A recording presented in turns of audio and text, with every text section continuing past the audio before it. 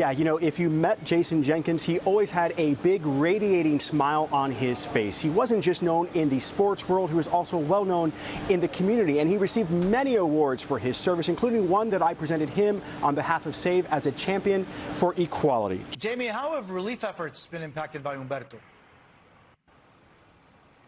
Well, they have been significantly impacted. A lot of food, water, supplies, and materials delayed going into Freeport. Detective Echeverry died a week ago, days after a firefight with an armed robbery suspect, and it was a night that he volunteered to go to work. Now, his family has remained private throughout this whole process. Today, though, they shared their memories with the community he served. Alejandro is one of the protesters and demonstrators here. Tell me why it's important you're out here today for, I think, the fourth day in a row that we've seen protests in South Florida. Well, it's very simple. It's very simple. You see, we're out here supporting the Cubans. Alejandro, you have family in Cuba. Yeah. Tell us just quickly what some of those ideas are. What does a free new Cuba look like? For instance, I propose the idea. Shelley, the 19-year-old, first of all, is pregnant. Her mother tells me that she is stable but still requires surgery. A really hard part comes next, letting her know that the father of her unborn child did not survive the crash. Yeah, at least 2 congressional victories tonight with really large margins, and now the candidates are already looking to November. Relief and recovery stalled by Tropical Storm Humberto. Thousands of survivors from Hurricane Dorian now crowding shelters as the new menacing storm approaches. In Freeport, deliveries delayed, and so are 20,000 meals. We just were not able to get on the ground there today, but we will be getting there on the ground immediately as soon as the storm passes. Meanwhile, in Abaco, cleanup and recovery continues. Nearly 2 weeks after Hurricane Dorian made catastrophic landfall here, there's still no power, food, or water. Some of the stranded and homeless are using damaged classrooms from this Catholic school for shelter. And this is where you sleep now. Thank you. You guys are. See, she's there, I sit there. This school bus was even used as a shelter for people right after Hurricane Dorian hit the area. People had to hide from the elements and protect themselves from more nasty weather. So they've made up makeshift beds here. They've got food here. They basically took cover in this school bus to survive. All of this was tear right out. So they came and just clean up, trying to close everything up. And now a nearby church says it's getting ready to shelter up to 2,000 residents. Residents who just can't get out or want to stay to defy Dorian. I'm not leaving. Why not? I'm not going to leave until we finish Bill Abaco. Jamie, how have relief efforts been impacted by Humberto?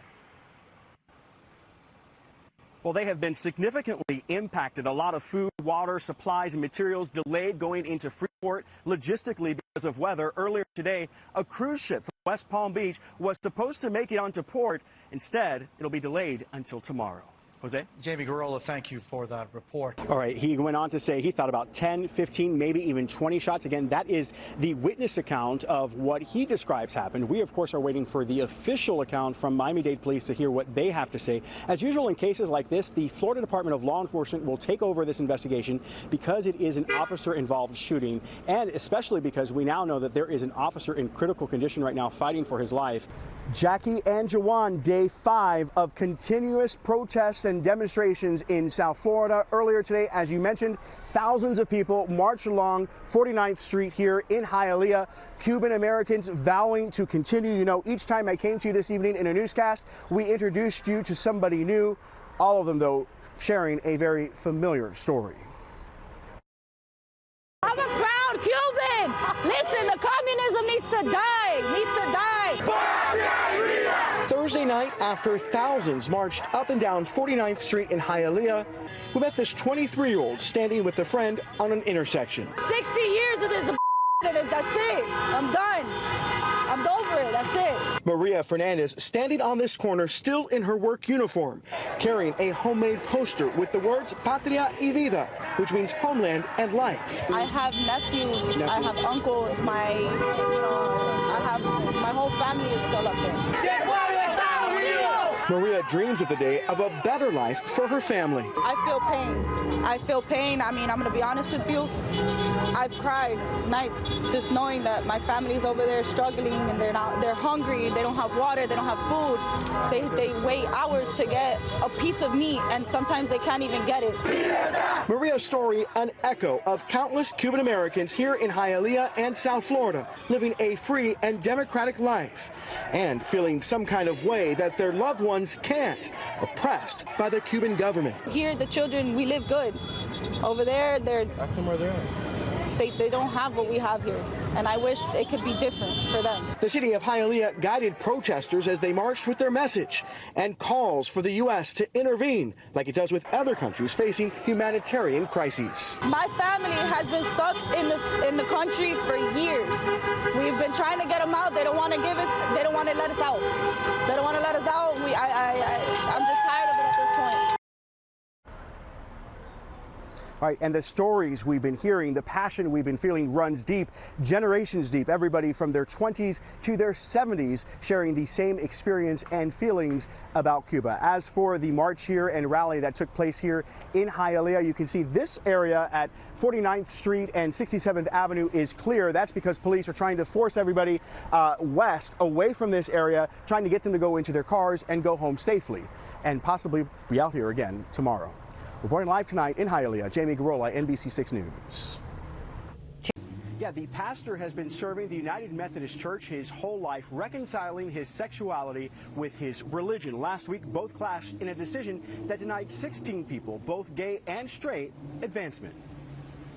Come, Lord Jesus. Last week, hundreds gathered to attend the annual Florida Clergy Conference for the United Methodist Church. It's where clergy are ordained and advanced to senior positions. It's quite heart-wrenching to feel so called and fulfilled by doing this work, and then to be told that I'm not fit to do that, or I'm not allowed to do that. Kip Nelson went to the conference hoping to get ordained as a provisional elder. He spent his life serving the church and was recommended by a local church and 2 boards.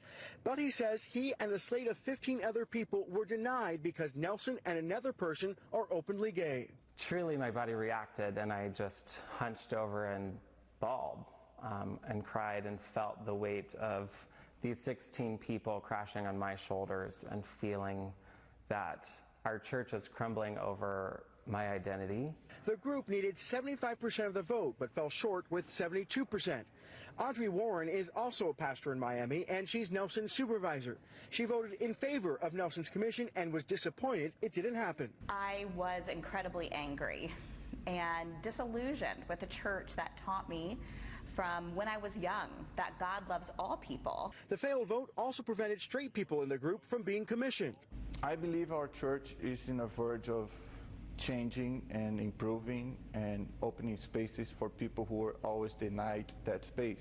The conference highlights the denominational division over LGBTQ people. Traditionalists strictly uphold the rules, which state the church has maintained the position that the practice of homosexuality is incompatible with Christian teaching, and that pastors may not be self-avowed practicing homosexuals.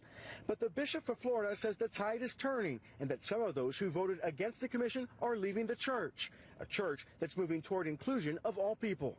And I want to say these words to them. I grieve the harm that you've experienced, and I'm committed to the support of your call. Comforting words for a pastor looking to hope and faith for the future of the church. You do not have to choose, and that God has created you just as you are and loves you just as you are. All right, now the bishop tells NBC6 he may call a special session to go ahead and grant commissions for those who were denied those in the conference.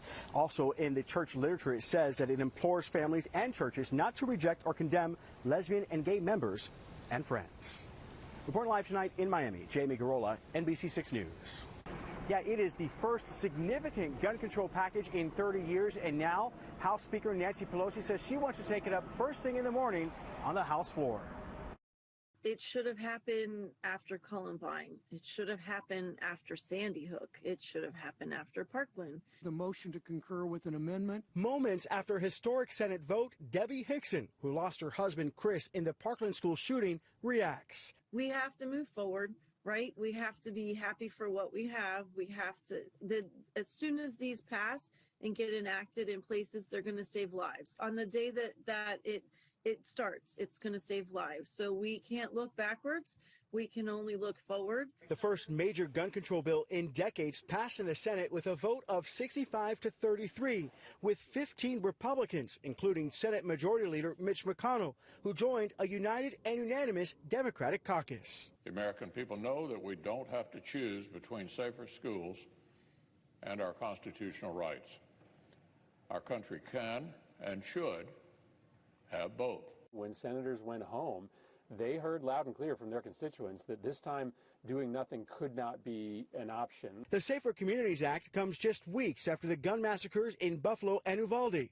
The bill, hammered out by a small group of bipartisan senators, it doesn't go as far as Democrats had hoped. It doesn't ban assault weapons or raise the age to buy them.